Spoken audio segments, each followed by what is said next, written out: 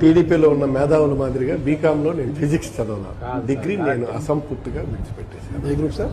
HEC, history, economics, మా మొగుడు అన్నాను. కామర్స్. అంటే అది ఇంటర్మీడియట్కి వస్తుంది. ఎవరితో ఇంటర్వ్యూ చేస్తావు అన్న, ఇంక ఇది కూడా లేదన్నా. సరే, మొత్తానికైతే నువ్వు అంత ఎర్రోడివేం కాదు. బతికుండే మనిషి మీద డెత్ సర్టిఫికేట్ తెచ్చి భూమి కుంభకోణం చేయడం అంటే సామాన్యమైన విషయం కాదన్న. నీలాంటి వాళ్ళు టీడీపీలోను కూటమిలోను ఇక దేశంలో ఎవరు లేరన్నా. ఇంత టాలెంటెడ్ పర్సన్ నువ్వు దొరికిపోవడం ఏందన్నా? ఎక్కడ దొరికావన్నా? నీకు తెలివి తక్కువ తనం ఎక్కడ భయపడింది?